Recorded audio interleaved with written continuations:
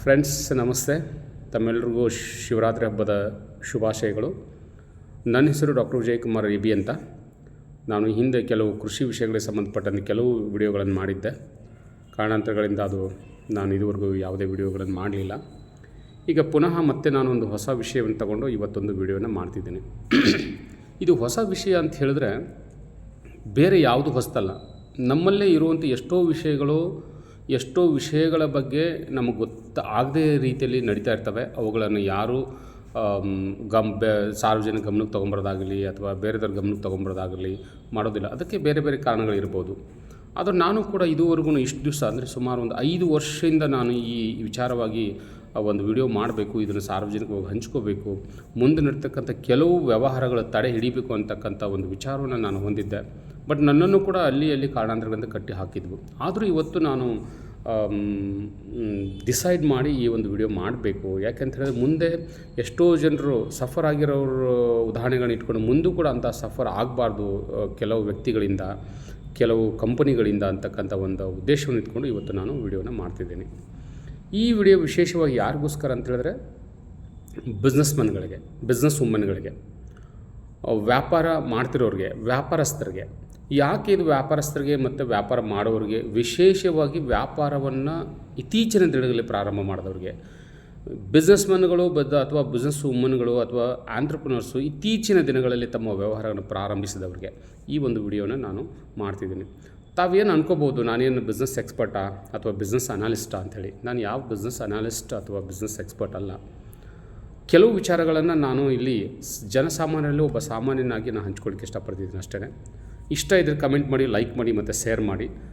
ಎಲ್ಲಿವರೆಗೂ ಮಾಡಿ ಅಂತ ಹೇಳಿದ್ರೆ, ನಾನು ಯಾವ ಕಂಪನಿಯ ಬಗ್ಗೆ ಈ ವಿಡಿಯೋದಲ್ಲಿ ಮಾತಾಡ್ತೀನೋ ಅಥವಾ ಯಾವ ಫ್ರಾಡ್ಸ್ಟರ್ಸ್ ಬಗ್ಗೆ ಈ ವಿಡಿಯೋದಲ್ಲಿ ಮಾತಾಡ್ತೀನಿ, ಅವ್ರಿಗೆ ರೀಚ್ ಆಗಿ ಮುಂದಿನ ದಿನಗಳಲ್ಲಿ ಇಂಥ ವ್ಯವಹಾರಗಳನ್ನು ಮಾಡದೇ ರೀತಿಯಲ್ಲಿ ಅವರು ತಮ್ಮನ್ನು ತಾವು ಕರೆಕ್ಷನ್ ಮಾಡಿಕೊಳ್ಳೋ ಮಟ್ಟಿಗೂ, ಮತ್ತು ಏನು ಅವರು ಇವತ್ತು ಒಂದು ಸಾರ್ವಜನಿಕರಿಗೆ ಅಥವಾ ವೆಂಡರ್ಗೆ ಏನೋ ಒಂದು ಮೋಸವನ್ನು ಮಾಡುವುದರ ಮುಖಾಂತರ ಅವರು ಕಂಪನಿಗಳನ್ನು ಪ್ರಾರಂಭ ಮಾಡಿದಾರೋ ಅಂಥವ್ರಿಗೆ ನ್ಯಾಯ ಕೊಡೋವ್ರಿಗೂ ಈ ವಿಡಿಯೋನ ಶೇರ್ ಮಾಡಿ.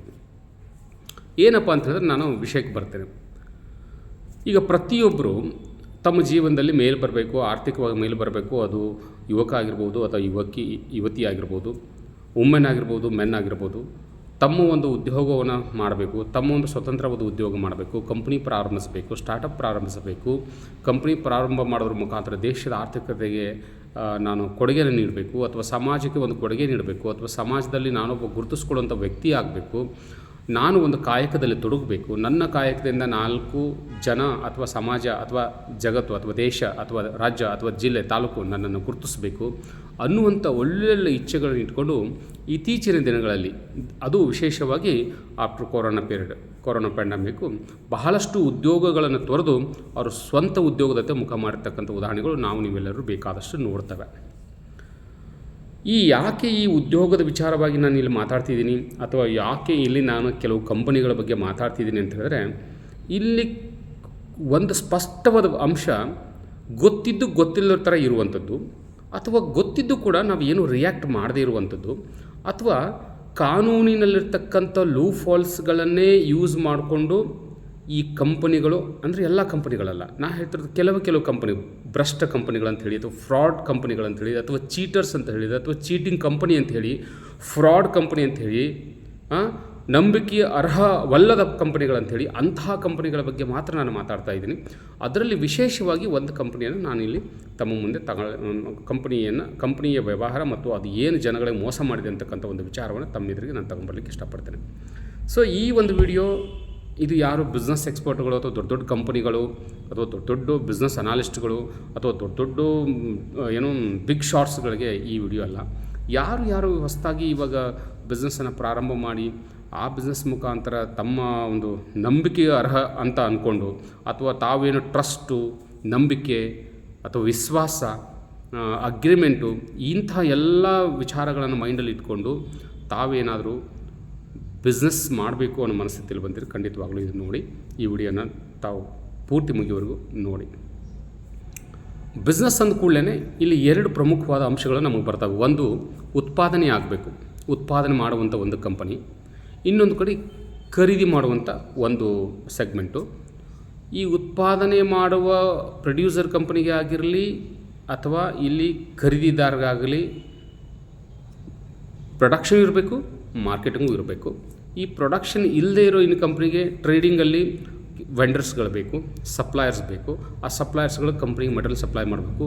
ಕಂಪ್ನಿ ಅದನ್ನು ರಾ ಮೆಟೀರಿಯಲ್ ಇದನ್ನು ಫಿನಿಶ್ಡ್ ಗೂಡ್ಸ್ ಆಗಿ ಕನ್ವರ್ಟ್ ಮಾಡಿ ಜನಗಳಿಗೆ ಕೊಡುವಂಥ ಈ ವಿವಿಧ ರೀತಿಯ ಪ್ರೋಸೆಸ್ ಆಗಿರ್ಬೋದು. ಒಟ್ಟಾರೆಯಾಗಿ ಉತ್ಪಾದಕ ಕಂಪನಿ ಆಗಿರ್ಬೋದು, ಮಾರ್ಕೆಟಿಂಗ್ ಕಂಪನಿ ಆಗ್ಬೋದು, ಯಾವುದೇ ಒಂದು ಕಂಪನಿ ಆಗಿರ್ಬೋದು, ಉತ್ಪಾದಕ ಫರ್ಮ್ ಆಗಿರ್ಬೋದು, ಉತ್ಪಾದಕ ಪ್ರೊಪ್ರೈಟರ್ಶಿಪ್ ಫರ್ಮ್ ಆಗಿರ್ಬೋದು, ಅಥವಾ ಅದು ಕಂಪನಿ ಆಗಿರ್ಬೋದು, ವ್ಯಕ್ತಿ ಆಗಿರ್ಬೋದು, ಅಥವಾ ಒಂದು ಕಂಪನಿ ಆಗಿರ್ಬೋದು, ಯಾವುದೇ ಇದ್ದರೂ ಕೂಡ ಅಲ್ಲಿ ಆ್ಯಕ್ಟಿವಿಟೀಸ್, ಎಕನಾಮಿಕ್ ಆ್ಯಕ್ಟಿವಿಟೀಸ್ ಅಂತ ಇದ್ದೇ ಇರುತ್ತೆ. ಪ್ರತಿ ಎಕನಾಮಿಕ್ ಆ್ಯಕ್ಟಿವಿಟೀಸ್ಗೆ ಅಥವಾ ಪ್ರತಿ ಒಂದು ಆರ್ಥಿಕ ಚಟುವಟಿಕೆಗೆ ಭಾರತದಲ್ಲಿ ನಾವು ಇರುವಂಥ ನಮ್ಮ ದೇಶದಲ್ಲಿ ಯಾವ ಕಾನೂನಿನಡಿಯಲ್ಲಿ ನಾವು ಕೆಲಸ ಮಾಡಬೇಕೋ ಅಥವಾ ಯಾವ ಕಾನೂನಿನಡಿಯಲ್ಲಿ ನಾವು ಈ ಕೆಲಸಗಳು ಮಾಡ್ತೀವಿ ಅಂತ ಅಂದ್ಕೊಂಡಿದ್ದೀವೋ ಆ ಕಾನೂನಿನ ನಿಯಮಗಳನ್ನು ಪಾಲನೆ ಮಾಡಬೇಕಾಗತ್ತೆ, ಆ ಕಾನೂನಿನಂತೆ ನಡ್ಕೋಬೇಕಾಗತ್ತೆ. ಅದು ಪ್ರತಿಯೊಬ್ಬ ಆಂಟ್ರಪ್ರನರ್ದು ಮತ್ತು ಪ್ರತಿಯೊಬ್ಬ ಕಂಪನಿ ಓನರ್ದು ಕರ್ತವ್ಯ ಆಗಿರ್ತದೆ. ಮತ್ತು ಜೊತೆಗೆ ಸಪ್ಲೈಯರ್ಸು ಆಗಿರ್ಬೋದು ಅಥವಾ ಪ್ರೊಡ್ಯೂಸರ್ಸ್ ಯಾರು ಈ ದೇಶದಲ್ಲಿ ಬದುಕ್ತಾ ಇದ್ದಾರೋ ಪ್ರತಿಯೊಬ್ಬರಿಗೂ ಅವ್ರಿಗೂ ಕಾನೂನು ಅಂತಕ್ಕಂಥದ್ದು ಅಪ್ಲಿಕೇಬಲ್ ಆಗುತ್ತೆ. ಹಾಗಾದರೆ ಏನು ವಿಷಯನ ಮಾತಾಡಲಿಕ್ಕೆ ಹೊರಟಿದ್ದೀನಿ? Vendors and the company, suppliers and the company. ಈ ಬಿಗ್ ಕಂಪ್ನಿಗಳು ನಾನು ಆಗಲೇ ಹೇಳ್ದಂಗೆ ಅವ್ರ ಬಗ್ಗೆ ನಾವು ತಲೆ ಕೆಡಿಸ್ಕೊಳ್ಬೇಡ. ಈಗ ಯಾರು ಪ್ರಾರಂಭಕ್ಕೆ ಬಂದಿದ್ದಾರೋ, ಒಳ್ಳೆ ಉದ್ದೇಶಗಳನ್ನ ಇಟ್ಕೊಂಡು ಬಿಸ್ನೆಸ್ ಮಾಡಲಿಕ್ಕೆ ಬಂದಿದ್ದಾರೋ ಅವರನ್ನು ಎಚ್ಚೆತ್ತುಕೊಳ್ಳುವಂತೆ ನಾನು ಮನವಿ ಮಾಡ್ಕೋತಿದ್ದೀನಿ. ವಿಶೇಷವಾಗಿ ಅವರೇನಾದರೂ ಈ ಕ್ರೆಡಿಟ್ ಮಾರ್ಕೆಟಲ್ಲಿ ಇನ್ವಾಲ್ವ್ ಆಗಿದ್ದರೆ. ಕ್ರೆಡಿಟ್ ಮಾರ್ಕೆಟ್ ಅಂದರೆ ಏನು? ಉದ್ರಿ ರೀತಿಯಲ್ಲಿ ಸಪ್ಲೈ ಮಾಡುವಂಥದ್ದು.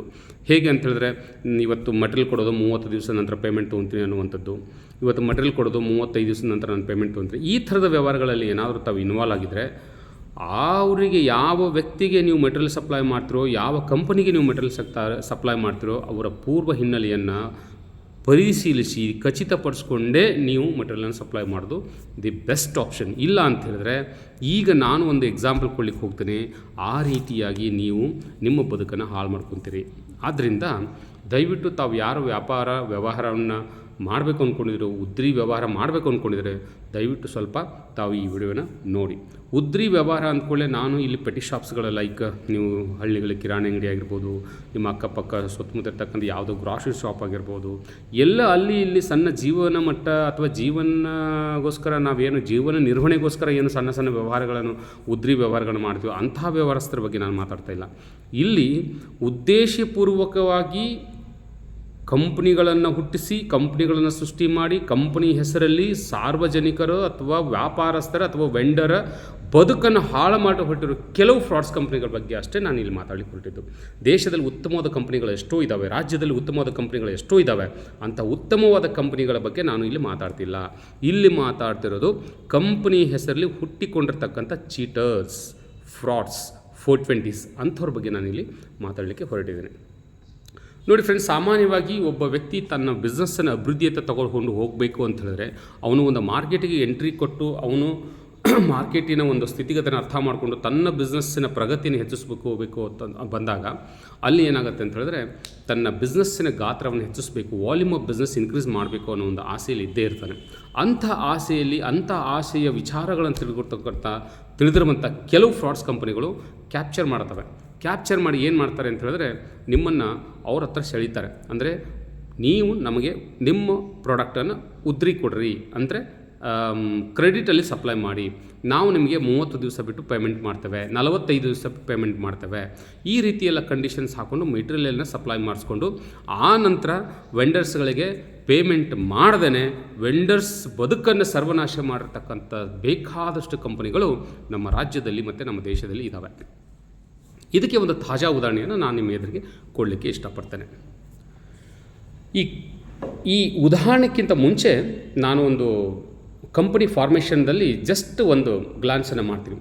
ಭಾರತ ದೇಶದಲ್ಲಿ ಭಾರತದ ಪ್ರತಿಯೊಬ್ಬ ಸದಸ್ಯನಿಗೆ ಅಥವಾ ಭಾರತದ ಪ್ರತಿಯೊಬ್ಬ ಪ್ರಜೆಗೆ ಹೇಗೆ ಭಾರತದ ಸಂವಿಧಾನ ಮುಖ್ಯವೋ ಹಾಗೆ ಒಂದು ಕಂಪನಿಗೆ ತನ್ನದೇ ಆದ ಒಂದು ಕಾನೂನಿದೆ. ಭಾರತ ದೇಶ ಕಂಪನಿಗೋಸ್ಕರನೇ ಒಂದು ಕಾನೂನನ್ನು ತಂದಿದೆ.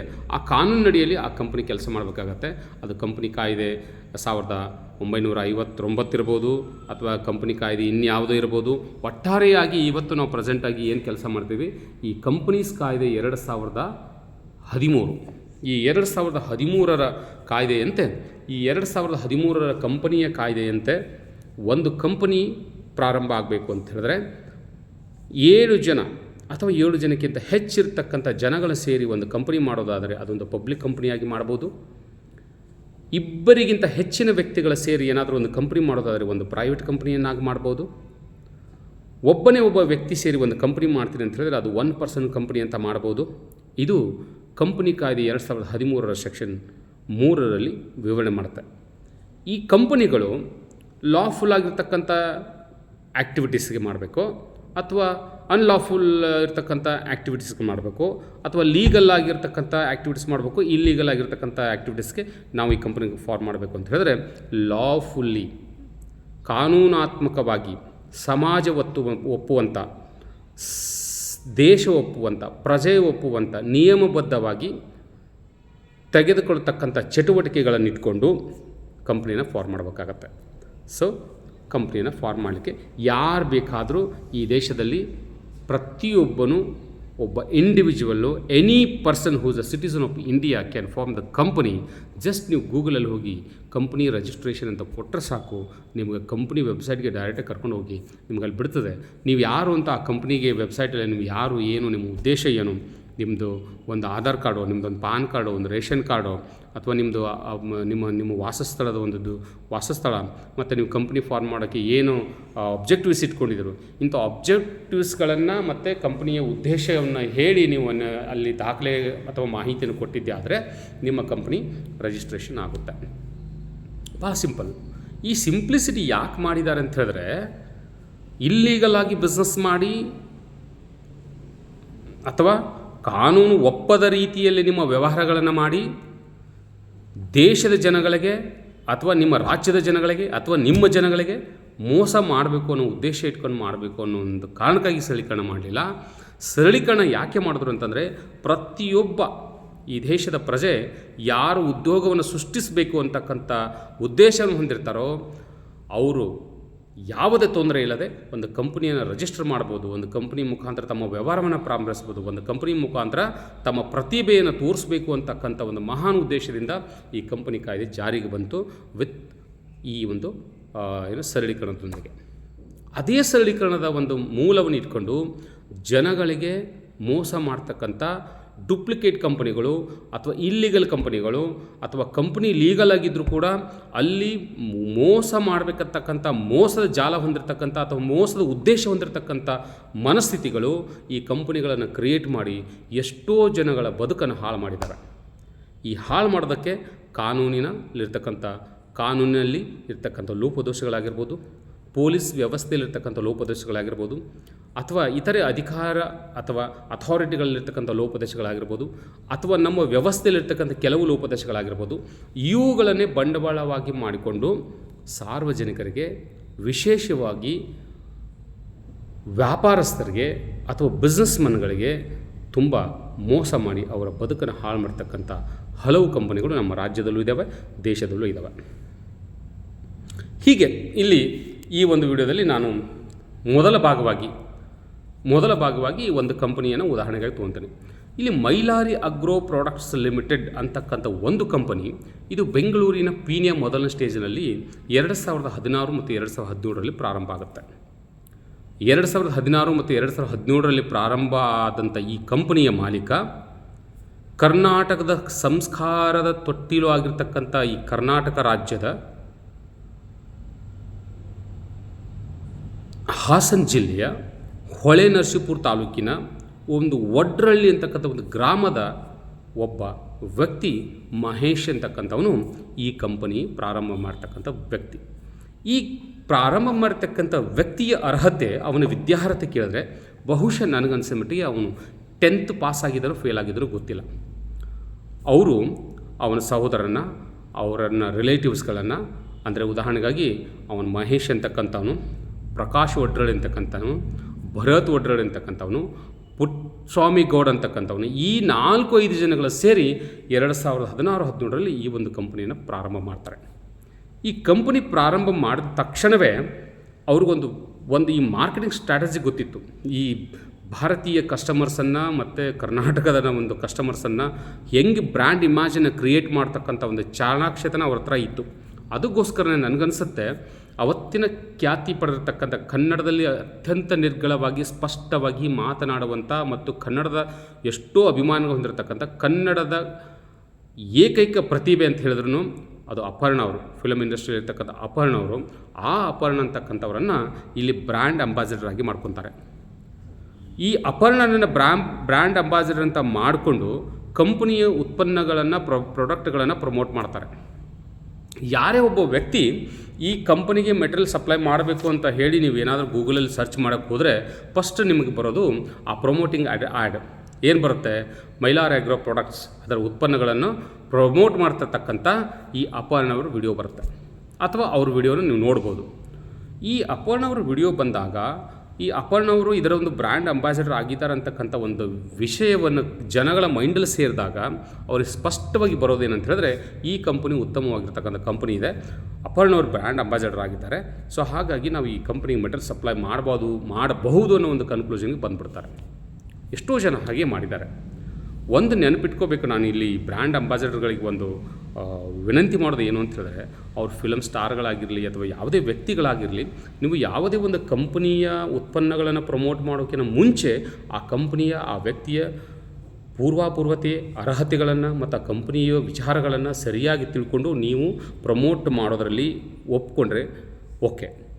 ನೀವು ಅದನ್ನು ಯಾವುದೂ ತಿಳ್ಕೊಳ್ಳೋದಾನೆ, ಯಾಕೆಂದರೆ ಜನ ನಿಮ್ಮನ್ನು ಬೇಗ ಒಪ್ಕೊಂಡ್ಬಿಡ್ತಾರೆ. ನೀವು ಪ್ರಮೋಟ್ ಮಾಡುವಂಥ ಉತ್ಪನ್ನ ಯಾರೋ ಅಪ್ಪಣ್ಣವ್ರು ಮಾಡಿದ್ದಾರೆ, ಓಕೆ ಎಸ್ ಇದು ಒಪ್ಪೋದು, ಈ ರೀತಿಯಾಗಿ ಜನಗಳ ಮೈಂಡು ಚೇಂಜ್ ಆಗೋದ್ರಿಂದ ನಿಮಗೆ ತುಂಬ ಜವಾಬ್ದಾರಿ ಇದೆ.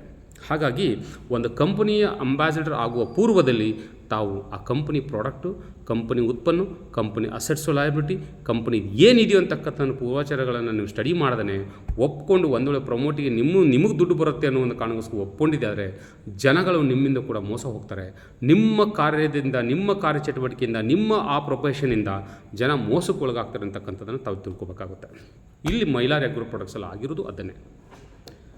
ಸೊ ಈ ಮೈಲಾರಿ ಅಗ್ರೋ ಪ್ರಾಡಕ್ಟ್ಸ್ ಲಿಮಿಟೆಡ್ ಅಂತಕ್ಕಂಥ ಈ ಒಂದು ಕಂಪನಿ ಪ್ರಾರಂಭ ಆಗಿದ್ದು ಈ ಮಹೇಶ್, ಭರತ್ ಒಡ್ರಳ್ಳಿ, ಪ್ರಕಾಶ್ ಒಡ್ರಳ್ಳಿ, ಪುಟ್ಟಸ್ವಾಮಿ ಗೌಡ ಇವರು ಈ ಕಂಪನಿಯ ಮೂಲ ಸ್ಥಾಪಕರು.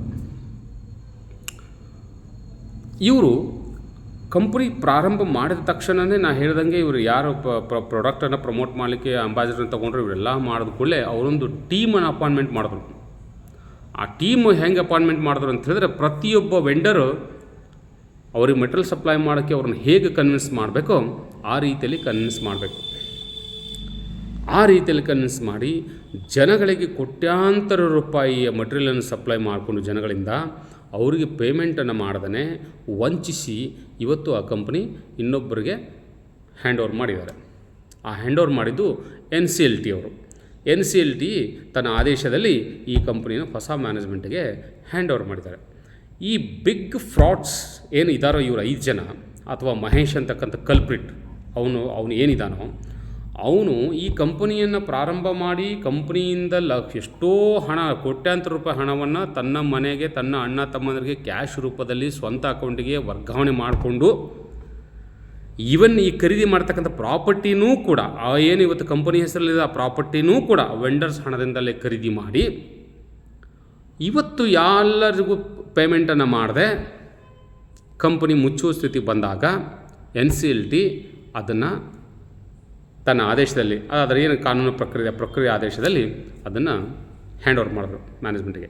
ಈಗ ಬಂದಿರತಕ್ಕಂಥ ನ್ಯೂ ಮ್ಯಾನೇಜ್ಮೆಂಟ್ ಅವರೇನು ಇಂದ್ರಚಂದ್ರ ಅಂತ ನಾವೇನು ಅನ್ಕೊಳ್ಳೋದು ಬೇಡ, ಇದರ ಇನ್ನೊಂದು ಭಾಗವಾಗಿರ್ತಾರೆ. ಅದನ್ನು ಮುಂದೆ ಕೆದಕ್ತಾ ಹೋಗೋಣ. ಅದಕ್ಕೆ ಈಗ ನೀವು ಮುಂದೆ ಯಾವತ್ತಾದರೂ ನೀವು ಒಂದು ಕಂಪನಿಗೆ ನಿಮ್ಮ ಮೆಟೀರಿಯಲ್ನ ಸಪ್ಲೈ ಮಾಡಬೇಕು, ಉದ್ರಿ ಅಥವಾ ಕ್ರೆಡಿಟಲ್ಲಿ ಮಾಡಬೇಕು ಅಂತಂದರೆ 10 ಬಾರಿ ಯೋಚನೆ ಮಾಡಿ. ಯಾಕೆ ಅಂತ ಹೇಳಿದ್ರೆ, ನೀವು 10 ಬಾರಿ ಯೋಚನೆ ಮಾಡದೆ ಒಂದೇ ಬಾರಿಗೆ ನೀವು ಏನಾದರೂ ಮೆಟೀರಿಯಲ್ ಸಪ್ಲೈ ಮಾಡಿದ್ದೆ ಆದರೆ ನಿಮ್ಮ 10 ಕನಸುಗಳು, ನಿಮ್ಮ ಜೀವನದ ಕನಸುಗಳು ನಶ್ಮರವಾಗ್ತವೆ, ಕಂಪ್ಲೀಟಾಗಿ ಸ್ಮ್ಯಾಶ್ ಆಗ್ತವೆ, ಕಂಪ್ಲೀಟಾಗಿ ಸತ್ತು ಹೋಗ್ತವೆ. ಯಾಕೆ ಅಂತ ಹೇಳಿದ್ರೆ ಇವರು ಅಂಥ ಸಾಯಿಗಳಿಗೋಸ್ಕರನೇ ಹುಟ್ಟಿರ್ತಕ್ಕಂಥ ಈ ಕಂಪನಿಗಳು. ಈ ಮೈಲಾರಿ ಅಗ್ರೋ ಪ್ರಾಡಕ್ಟ್ಸ್ ಲಿಮಿಟೆಡ್ ಅಂತಕ್ಕಂಥ ಒಂದು ಫ್ರಾಡ್ ಕಂಪನಿ, ಅದರ ಫ್ರಾಡ್ಸ್ಟರ್ಸ್, ಅದರಲ್ಲಿರೋ ಚೀಟರ್ಸ್, ಅದರಲ್ಲಿರೋ ಮೋಸಗಾರರು ಅವರು ಯಾವ ಮಟ್ಟಿಗೆ ಇದ್ದಾರೆ ಅಂತ ಹೇಳಿದ್ರೆ, ಅವರಿಂದ ಎಷ್ಟೋ ವೆಂಡರ್ಸ್ಗಳು ತಮ್ಮ ಬದುಕನ್ನೇ ಹಾಳು ಮಾಡ್ಕೊಂಡಿದ್ದಾರೆ. ಎಷ್ಟೋ ವೆಂಡರ್ಸ್ಗಳು ಇವತ್ತಿಗೂ ಅವ್ರ ಹೆಂಡತಿ ಮಕ್ಕಳು ಕಣ್ಣೀರು ಸುರಿಸ್ತಾ ಇದ್ದಾರೆ. ಎಷ್ಟೋ ವೆಂಡರ್ಸ್ಗಳು ತಮ್ಮ ಹೆಂಡತಿ ಮಕ್ಕಳು ಚಿನ್ನ ಬೆಳ್ಳಿ ಬಂಗಾರ ಮಾರಿ ತಾವು ಬದುಕೊಳ್ಳೋಕ್ಕೆ ದಾರಿನ ಕಾಯ್ತಿದ್ದಾರೆ. ಆದರೆ ಈ the 420 company and 420 business people ಯಾರು ಆ ಕಂಪ್ನಿಯಲ್ಲಿದ್ದಾರೋ ಅವರೆಲ್ಲರೂ ಇವತ್ತು ಆರಾಮಾಗಿದ್ದಾರೆ. ಅದರಲ್ಲಿ ಯಾರೋ ಒಬ್ಬರು ಕೊರೋನಾದಲ್ಲಿ ಪಾಪ ಬಿಡಲ್ಲ, ಕೊರೋನಾದಲ್ಲಿ ಸತ್ತು ಹೋಗಿದ್ದಾರೆ, ಅದು ಬೇರೆ ವಿಚಾರ. ಇನ್ನುಳಿದ ಡೈರೆಕ್ಟರ್ಸ್ ಏನಿದ್ದಾರಲ್ಲ, ಆ ಡೈರೆಕ್ಟರ್ ನೇರವಾಗಿ ಅವರು ಇನ್ವಾಲ್ವ್ ಆಗದಿದ್ದರು, ಅಂದರೆ ಮಹೇಶನ್ನು ಬಿಟ್ಟು ಇನ್ನು ಮಿಕ್ಕಿದವ್ರಿಗೆ ನೇರವಾಗಿ ಇನ್ವಾಲ್ವ್ ಆಗದಿದ್ದರೂ ಕೂಡ ಅವನ ಕಾರ್ಯಚಟುವಟಿಕೆಗಳಿಗೆ ನೀವು ಸಪೋರ್ಟ್ ಮಾಡಿದವರು ಕೂಡ ನೀವು ಕೂಡ ಅಪರಾಧಿಗಳೇ. ಹಾಗಾಗಿ ಇಲ್ಲಿ ಮೈಲಾರಿ ಅಗ್ರೋ ಪ್ರಾಡಕ್ಟ್ಸ್ ಅಂತಕ್ಕಂಥ ಈ ಒಂದು ಫ್ರಾಡ್ ಕಂಪನಿಗೆ ಯಾರಾದರೂ ಮಟೀರಿಯಲ್ ಸಪ್ಲೈ ಮಾಡ್ತಿದ್ದರೆ ದಯವಿಟ್ಟು ಅದನ್ನು ನಿಲ್ಲಿಸಿ. ಇವತ್ತಿಗೂ ಮೈಲಾರಿ ಅಗ್ರೋ ಪ್ರಾಡಕ್ಟ್ಸ್ ಅನ್ನೋ ಕಂಪ್ನಿ ಮ್ಯಾನೇಜ್ಮೆಂಟನ್ನು ಅವನಿಂದ ಯಾರೋ ಮಹೇಶನಿಂದ ತೊಗೊಂಡು ಬೇರೆದವ್ರು ತೊಗೊಂಡಿದ್ದಾರೆ. ಇವತ್ತು ಆ್ಯಕ್ಟಿವ್ ಆಗ್ತಾಯಿದೆ. ಮತ್ತೆ ಯಾರಾದರೂ ಮುಂದೆ ಹೊಸೊಬ್ಬರು ಹುಟ್ಕೊಂಡು ಮಾರ್ಕೆಟಲ್ಲಿ ಭಾಳ ಎಂತೂಸಿಯಾಸ್ಟಿಕ್ಕಾಗಿ ಬಿಸ್ನೆಸ್ ಮಾಡಬೇಕು ಅಂತಕ್ಕ ಮನಸ್ಥಿತಿಯಿಂದ ಬಂದು ನೀವೇನಾದರೂ ಯಾವುದಾದ್ರು ಬಿಸ್ನೆಸ್ ಅಂದರೆ ನಿಮ್ಮ ಬಿಸ್ನೆಸ್ ವಾಲ್ಯೂಮ್ ಜಾಸ್ತಿ ಮಾಡ್ಕೋಬೇಕು ಅಂತ ಹೇಳಿಬಿಟ್ಟು ಏನಾದರೂ ಕ್ರೆಡಿಟು ಮತ್ತೊಂದು ಮಗದೊಂದು ಕೊಡಲಿಕ್ಕೆ ಹೋಗಿ ಇಂಥ ಕಂಪ್ನಿಗಳು ಸಿಕ್ಕಾಕೊಂಡ್ರೆ ನಿಮ್ಮ ಬದುಕು ಸರ್ವನಾಶ. ಆದ್ದರಿಂದ ನಾನು ಇವಾಗ ಹೇಳೋದು ಏನು ಅಂತ ಹೇಳಿದ್ರೆ, ಯಾವುದೇ ಕಾರಣಕ್ಕೂ ನೀವು ಈ ಕ್ರೆಡಿಟ್ ಅಂತಕ್ಕಂಥ ವ್ಯವಹಾರದಲ್ಲಿ ಇನ್ವಾಲ್ವ್ ಆಗಬೇಡಿ, ಕ್ರೆಡಿಟ್ ಬಿಸ್ನೆಸ್ಸಲ್ಲಿ ಇನ್ವಾಲ್ವ್ ಆಗಬೇಡಿ. ಕಂಪ್ನಿಗಳ ಜೊತೆ ಈ ಇತ್ತಿತ್ತಲಾಗಿ ಹುಟ್ಟಿರ್ತಕ್ಕಂಥ ಕಂಪ್ನಿಗಳು ಬಹಳ ಇದ್ದಾವೆ, ಬಹಳ ಇದ್ದಾವೆ. ಒಂದು ಆಶ್ಚರ್ಯದ ವಿಷಯ ಏನಂತ ಹೇಳಿದ್ರೆ, ನಾವು ಕರ್ನಾಟಕ ಅಂತ ಹೇಳಿದ್ರೆ ಕರ್ನಾಟಕ ಒಂದು ಸಂಸ್ಕಾರದ ತೊಟ್ಟಿಲು. ಅಂಥ ಸಂಸ್ಕಾರದ ತೊಟ್ಟಿಲಲ್ಲಿ ಹುಟ್ಟಿರ್ತಕ್ಕಂಥ ಇವನೊಬ್ಬ ಹಾಸನ ಜಿಲ್ಲೆಯವನು, ಹೊಳೆನರಸೀಪುರ ತಾಲೂಕಿನ ವಡ್ರಳ್ಳಿ ಗ್ರಾಮದ ನನಗನ್ಸಿದ್ದು ಒಬ್ಬ ರೈತನ ಮಗ, ಜೈ ಜವಾನ್ ಜೈ ಕಿಸಾನ್, ಒಬ್ಬ ರೈತನ ಮಗ ಇಂಥ ದೇಶದ ಜನಗಳಿಗೆ, ರಾಜ್ಯದ ಜನಗಳಿಗೆ ಮೋಸ ಮಾಡಿ ವಂಚನೆ ಮಾಡಿ ಇವತ್ತು ಏನೋ ತಲೆಮರೆಸ್ಕೊಂಡಿದ್ದಾನೋ ಅಂಥವರಿಂದ ಈ ಸಮಾಜಕ್ಕೆ ಕೆಟ್ಟ ಸಂದೇಶ ಹೋಗುತ್ತೆ. ಉತ್ತಮ ವ್ಯವಹಾರಗಳನ್ನು ಮಾಡುವಂಥ ಉತ್ತಮ ಕಂಪನಿಗಳ ಹೆಸರು ಕೆಡ್ತದೆ. ಉತ್ತಮವಾಗಿರ್ತಕ್ಕಂಥ ಎಷ್ಟೋ ವೆಂಡರ್ಸ್ಗಳು, ಎಷ್ಟೋ ಕಂಪನಿಗಳ ರಿಲೇಷನ್ ಹಾಳಾಗುತ್ತೆ ಇಂಥ ಒಂದು ಫ್ರಾಡ್ ಕಂಪನಿಯಿಂದ, ಇಂಥ 4 ಜನ 420ಸ್ಗಳಿಂದ, ಇಂಥ 4 ಜನ ಚೀಟರ್ಸ್ಗಳಿಂದ. ಹಾಗಾಗಿ ಈ Mylari agro products limited Bengaluru Peenya ಮೊದಲನೇ ಸ್ಟೇಜಲ್ಲಿರ್ತಕ್ಕಂಥ ಈ ಕಂಪ್ನಿಗೆ ಯಾರಾದರೂ ಮೆಟೀರಿಯಲ್ ಸಪ್ಲೈ ಮಾಡಬೇಕಂತ ಉದ್ದೇಶ ಹೊಂದಿದ್ದರೆ ಅಥವಾ ಸಪ್ಲೈ ಮಾಡುವಂಥ ಸಂದರ್ಭ ಬಂದರೆ ದಯವಿಟ್ಟು ಇದನ್ನು ಯೋಚನೆ ಮಾಡಿ. ನನಗನ್ಸಿಮಟ್ಟಿಗೆ ಇಂಥ ಫ್ರಾಡ್ ಕಂಪ್ನಿಗಳ ಬಗ್ಗೆ ವಿಡಿಯೋ ಮಾಡಿರೋದು ಇದು ಫಸ್ಟ್ ವಿಡಿಯೋ ಅಂತ ನಾನು ಭಾವಿಸ್ತೇನೆ. ಯಾಕೆಂತ ಹೇಳಿದ್ರೆ ಯಾರೂ ಕೂಡ ಇಂಥ ಕಂಪ್ನಿ ಬಗ್ಗೆ ಇವತ್ತಿಗೂ ಧ್ವನಿ ಎತ್ತಿಲ್ಲ. ಕಾರಣ ಏನಂತ ಹೇಳಿದ್ರೆ, ದೇಶದ ಮೂಲೆಗಳಿಂದ ಇವನಿಗೆ ಮಟೀರಿಯಲ್ ಸಪ್ಲೈ ಮಾಡಿದ್ದಾರೆ, ರಾಜ್ಯದ ಮೂಲೆಗಳಿಂದ ಇವನಿಗೆ ಮಟೀರಿಯಲ್ ಸಪ್ಲೈ ಮಾಡಿದ್ದಾರೆ. ಅವ್ರಿಗೆಲ್ಲ ಒಂದೇ ಒಂದು ಭರವಸೆ ಏನಂತಂದರೆ ದುಡ್ಡು ಬರ್ಬೋದು ಅಂತ. ದುಡ್ಡು ಹೋಯ್ತು, ನಿಮ್ಮದು NCLT ಆರ್ಡರ್ ಮಾಯಿತು, ಬೇರೆ ಮ್ಯಾನೇಜ್ಮೆಂಟ್ ಹ್ಯಾಂಡ್ ಓವರ್ ಮಾಡಿದ್ರು. ಚೆಕ್ ಬೌನ್ಸ್ ಕೇಸ್ ಇದ್ದಾವೆ, ಒಂದು 100 ಚೆಕ್ ಬೌನ್ಸ್ ಕೇಸ್ ಇದ್ದಾವೆ, ಎಷ್ಟೋ ಕೇಸ್ಗಳಿದ್ದಾವೆ, ಏನೇನೋ ಇದ್ದಾವೆ, ಇವತ್ತಿಗೂ ನ್ಯಾಯ ಸಿಕ್ಕಿಲ್ಲ. ನನಗನ್ಸಿಮಟ್ಟಿಗೆ ನಿಮ್ಮ ಯಾವ ಚೆಕ್ ಬೌನ್ಸ್ ಕೇಸಲ್ಲ ಇವತ್ತಿಗೂ ಅವನಿಗೆ ಪನಿಷ್ಮೆಂಟ್ ಆಗಿರೋದಾಗಿರಲಿ ಅಥವಾ ಆ ಚೆಕ್ ಬೌನ್ಸ್ ಕೇಸ್ಗಳಿಂದ ವೆಂಡರ್ಸ್ಗೆ ದುಡ್ಡು ಸಿಕ್ಕಿರೋದಾಗಿರಲಿ ಇಲ್ಲ. ಸೊ ಹಾಗಾಗಿ ಈ ಮೈಲಾರಿ ಅಗ್ರೋ ಪ್ರಾಡಕ್ಟ್ಸ್ ಲಿಮಿಟೆಡ್ ಅಂತಕ್ಕಂಥ ಒಂದು ಫ್ರಾಡ್ ಕಂಪನಿ, ಇದೊಂದು ಫ್ರಾಡ್ಸರ್ಸ್ ಹುಟ್ಟಿ ಹಾಕಿರುವಂತಕ್ಕಂಥ ಒಂದು ಕಂಪನಿ, ಇದೊಂದು ಫ್ರಾಡ್ಸ್ಟರ್ಸ್ ಪ್ರಾರಂಭಿಸಿದ ಒಂದು ಕಂಪನಿ, ಇದು 420ಗಳ ಕಂಪನಿ. ಇಂಥ ಕಂಪನಿಗಳಿಗೆ ನೀವು ಯಾವುದೇ ಕಾರಣಕ್ಕೂ ಮೆಟೀರಿಯಲ್ ಸಪ್ಲೈ ಮಾಡುವಂಥ ಕೆಲಸ ಮಾಡಬೇಡಿ. ಸೊ ಒಂದು ವೇಳೆ ನೀವು ಮಾಡಿದ್ದೇ ಆದರೆ ಅದರ ಪೂರ್ವ ಹಿನ್ನೆಲೆಯನ್ನು ತಿಳ್ಕೊಳ್ರಿ. ಕ್ರೆಡಿಟ್ ವ್ಯವಹಾರ ಅನ್ನುವಂಥದ್ದು, ಕ್ರೆಡಿಟ್ ಅಂತಕ್ಕಂಥ ಒಂದು ಬೇಸ್ ಮೇಲೆ ನೀವೇನಾದರೂ ಬಿಸ್ನೆಸ್ ಮಾಡಿದ್ದಾದರೆ ನೀವು ತುಂಬ ಸಫರ್ ಆಗ್ತಿದ್ರಿ. ಹಾಗಾಗಿ ಕ್ರೆಡಿಟ್ ವ್ಯವಹಾರ ಸಾಧ್ಯವಷ್ಟು ನಿಲ್ಲಿಸಿ. ಯಾಕೆಂತ ಹೇಳಿದ್ರೆ ನೀವು ಎಷ್ಟೇ ಪ್ರಾಮಾಣಿಕವಾಗಿರ್ಬೋದು, ನಿನ್ನನ್ನು ನಂಬಿ ಇನ್ನೊಬ್ಬನ ನಂಬಿ ಮತ್ತೊಬ್ಬ ಹೀಗೆ ನಿಮಗೆ ಮೆಟೀರಿಯಲ್ ಸಪ್ಲೈ ಮಾಡ್ತಾ ಹೋಗ್ತಿರ್ತಾರೆ. ನೀವು 100% ಪ್ರಾಮಾಣಿಕರಿದ್ದೀರಿ. ಆದರೆ ಇಂತಹ ಒಬ್ಬ ಫ್ರಾಡ್ ಕಂಪನಿಗಳಿಂದ ನೀವು ಕೂಡ ಅಲ್ಲಿ ಏನೋ ಮೋಸಗಾರರಾಗ್ತೀರಿ, ವಂಚಕರಾಗ್ತೀರಿ. ನಿಮ್ಮ ಹತ್ರ ಉದ್ದೇಶ ಇಲ್ಲ, ಆದರೂ ನೀವು ವಂಚಕರಾಗ್ತೀರಿ. ಹಾಗಾಗಿ ಇಂತಹ ಕಂಪ್ನಿಗಳ ಬಗ್ಗೆ ಸ್ವಲ್ಪ ಯೋಚನೆ ಮಾಡಿ. ಇದೊಂದು Mylari agro products limited Bangalore, ಇದು ಒಂದು ಫ್ರಾಡ್ ಕಂಪನಿ. ಅಲ್ಲಿ ಹುಟ್ಟಿರ್ತಕ್ಕಂಥವ್ರು ಪ್ರತಿಯೊಬ್ಬರು ಫ್ರಾಡ್ಸ್. ಮುಂದೆ ನಾನು ಡೈರೆಕ್ಟಾಗಿ ನಿಮಗೆ ಇವತ್ತು ಹೇಳಿದೆ ಇದು, ಯಾಕಂತ ಹೇಳಿದ್ರೆ ಒಂದೊಂದು ವೀಡಿಯೋಗಳಿಗೆ ಇಷ್ಟು ಟೈಮ್ ತೊಗೊಳುತ್ತೆ. ಆ ಒಂದು ಕತೆ ಬರೆದ್ರೆ ಒಂದು 4 PhDಗಳನ್ನು ಮಾಡ್ಬೋದು ಆ ಕಂಪ್ನಿ ಮೇಲೆ. ಅಷ್ಟು ವರ್ಸ್ಟ್ ಆಗಿರ್ತಕ್ಕಂಥ ಒಂದು ಕಂಪನಿ. ಆ ಕಂಪ್ನಿ ಮೂಲದಿಂದ ಪ್ರಾರಂಭದಿಂದ ಇವತ್ತಿನವರೆಗೂ ಒಂದೊಂದು ಅಂಶಗಳ ಹೊತ್ತಿಗೆ ನಾನು ಏನಾದರೂ ವಿಡಿಯೋ ಮಾಡ್ತಾ ಬಂದರೆ 100 ವಿಡಿಯೋಗಳಾಗ್ತವೆ. ಸೊ ಹಾಗಾಗಿ ಈ ಸದ್ಯಕ್ಕೆ ನಾನು ಈ ಪ್ರಾರಂಭದಲ್ಲಿ ಈ ಕಂಪ್ನಿ ಬಗ್ಗೆ ಜಸ್ಟ್ ನಾನು ಮಾತಾಡಿದ್ದೀನಿ. ಅದರ ಒಂದೊಂದು ಸ್ಟೆಪ್ ಬೈ ಅದು ಹೇಗೆ ಜನಗಳನ್ನು ವಂಚಿಸಿದೆ, ವೆಂಡರ್ಸ್ನ ಹೇಗೆ ವಂಚಿಸಿದೆ, ಅವನಿಂದ ಎಷ್ಟು ಜನಗಳ ಬದುಕು ಹಾಳಾಗಿದೆ ಅಂತಕ್ಕಂಥ ವಿಚಾರವನ್ನು ನಾನು ಮುಂದಿನ ವಿಡಿಯೋದಲ್ಲಿ ಹೇಳ್ತೇನೆ. ಯಾರಾದರೂ ನೇರವಾಗಿ ಅಥವಾ ಪರೋಕ್ಷವಾಗಿ ನಾನು ಹೇಳಿದ್ರಲ್ಲಿ ಏನೋ ತಪ್ಪಿದರೆ ದಯವಿಟ್ಟು ಕ್ಷಮೆ ಇರಲಿ. ಆದರೆ ನನ್ನ ಉದ್ದೇಶ ಇಲ್ಲಿ ಯಾರಿಗೂ ಹರ್ಟ್ ಮಾಡಬೇಕನ್ನೋ ಉದ್ದೇಶ ನಂದಲ್ಲ. ನಾನು ನೇರವಾಗಿ ಹೇಳ್ತಿರ್ತಕ್ಕಂಥ ಆ ಫ್ರಾಡ್ಸ್ಟರ್ ಬಗ್ಗೆ, ಆ ಫ್ರಾಡ್ ಕಂಪನಿ ಬಗ್ಗೆ, ಆ ಕಂಪನಿಯಿಂದ ಮೋಸಕ್ಕೆ ಒಳಗಾಗಿರ್ತಕ್ಕಂಥ ಜನಗಳ ಪರವಾಗಿ ನಾನು ಮಾತಾಡ್ತಕ್ಕಂಥ ಈ ವಿಡಿಯೋ. ಸೊ ಬಹುಶಃ ನನಗನ್ಸಿದ ಮಟ್ಟಿಗೆ ಎಷ್ಟೋ ಹೊರಗಡೆಯಿಂದ, ಆಂಧ್ರ ಪ್ರದೇಶದಿಂದ, ಎಲ್ಲಿಂದ ತಮಿಳುನಾಡಿಂದ, ಆಮೇಲೆ ಕೇರಳದಿಂದ ಎಷ್ಟೋ ಕಡೆಯಿಂದ ಜನಗಳು ಏನೂ ಮಾಡೋಕ್ಕಾಗದೆ ಅಸಹಾಯಕರಾಗಿದ್ದಾರೆ. ನಾನು ಗೊತ್ತಿದ್ದಂಗೆ ರೀಸೆಂಟಾಗಿ ಯಾರೋ ಒಬ್ಬರು ಕೇರಳದವರು ಒಬ್ಬರು ಇವನು ಮೆಟೀರಿಯಲ್ ಸಪ್ಲೈ ಮಾಡಿ ವಸೂಲಿ ಮಾಡೋಕ್ಕಾಗದೆ ಸೂಸೈಡ್ ಮಾಡ್ಕೊಂಡಿರತಕ್ಕಂಥ ಒಂದು ಮಾಹಿತಿಯೂ ಇದೆ. ಅದು ನನಗೆ ಎಷ್ಟು ಸತ್ಯ ಇದೆ ಏನಂತ ನಂಗೆ ಗೊತ್ತಿಲ್ಲ, ಅದರ ಸ್ಪಷ್ಟತೆ ನನ್ನಲ್ಲಿ ಇಲ್ಲ. ಆದರೆ ಒಂದು ವಿಷಯ ಅಂತೂ ಇದೆ. ಸೊ ಇಂತಹ ಕಂಪ್ನಿಗಳ ಬಗ್ಗೆ ಎಚ್ಚರವಾಗಿರಿ. ಇಂಥ Mylari agro products limited Bangalore ಅಂತಕ್ಕಂಥ ಒಂದು ಕಂಪ್ನಿ ಅಂತ, ಇಂಥ ಕಂಪ್ನಿಗಳ ಫ್ರಾಡ್ಸ್ಟರ್ಸ್ ಬಗ್ಗೆ ಎಚ್ಚರವಾಗಿರಿ ಅಂತ ಹೇಳ್ತಾ ಇವತ್ತಿನ ಈ ಸಂಚಿಕೆಯನ್ನು ಮುಗಿಸ್ತೀನಿ. ನಾನು ಮುಂದಿನ 2ನೇ ವಿಡಿಯೋದಲ್ಲಿ ಈ ಕಂಪನಿ ಹೇಗೆ ಪ್ರಾರಂಭ ಆಯಿತು, ಈ ಕಂಪನಿಯಲ್ಲಿರ್ತಕ್ಕಂಥ ಫ್ರಾಡ್ಸ್ ನೋಡಿ, ಫ್ರಾಡ್ಸು ಬರೀ ನಾವು ಹೇಳ್ಬೋದು ಅಲ್ಲಿ ಯಾರ್ಯಾರು ಕೆಲಸ ಮಾಡಿದಾರೋ ಪ್ರತಿಯೊಬ್ಬನು 420ನೇ ಆಗಿ ಕನ್ವರ್ಟ್ ಆಗ್ತಾನೆ. ನ್ಯಾಯದಲ್ಲಿ ಅಥವಾ ಕಾನೂನಲ್ಲಿರ್ತಕ್ಕಂಥ ಲೂಪ್ ಹಾಲ್ಸ್ಗಳನ್ನು ದುರುಪಯೋಗಪಡಿಸ್ಕೊಂಡು ಇವತ್ತು ಈ ಕಂಪ್ನಿಗಳು ಮುಂದುವರಿತಾ ಇದ್ದಾವೆ. ಈ ಕಂಪ್ನಿ ಪ್ರಾರಂಭ ಮಾಡಿದವರು ಕೋಟ್ಯಾಂತರ ರೂಪಾಯಿ ಲೂಟಿ ಹೊಡಿತಾ ಇದ್ದಾರೆ, ಕೋಟ್ಯಾಂತರ ಲೂಪಿ ಹೊಡೆದು ಜನಸಾಮಾನ್ಯರು ತೊಂದರೆ ಮಾಡ್ತಿದ್ದಾರೆ. ಮುಂದಿನ ವಿಡಿಯೋದಲ್ಲಿ ಇಂಚಿಂಚಾಗಿ ಎಷ್ಟು ವಿಡಿಯೋಗಳಾಗ್ತವೆ ಅಷ್ಟು ವಿಡಿಯೋಗಳಲ್ಲಿ ಈ ಕಂಪ್ನಿಯ ಬಂಡವಾಳವನ್ನು ನಾನು ಬಿಡಿಸ್ತೇನೆ. ಇದು ಕಾರಣ ಇಷ್ಟೇ, ಎಷ್ಟೋ ಅಮಾಯಕ ಜನಗಳ ಬದುಕು ಹಾಳಾಗಿದೆ. ಇದನ್ನು ಯಾರು ಗಮನಕ್ಕೂ ಬರ್ತಿಲ್ಲ. ನ್ಯಾಯ ಎಲ್ಲಿದೆ? ನ್ಯಾಯಾಲಯದಲ್ಲಿ ನ್ಯಾಯ ಸಿಗ್ತಾ ಇಲ್ಲ.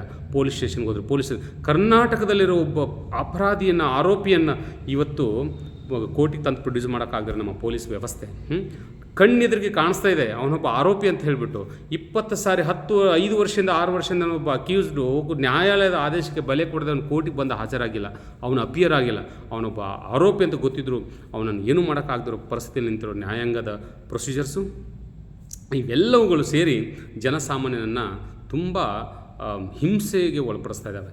ಈ ಎಲ್ಲ ವಿಚಾರವನ್ನು ನಾನು ಮುಂದಿನ ವೀಡಿಯೋದಲ್ಲಿ ಮಾತಾಡ್ತೀನಿ. ಮುಂದಿನ ವೀಡಿಯೋದಲ್ಲಿ ನಾನು ನಿಮ್ಗೆ ತಿಳಿಸ್ಕೊಡ್ತೀನಿ. ಅಲ್ಲಿವರೆಗೂ ಟೇಕ್ ಕೇರ್, ಬೈ ಬಾಯ್.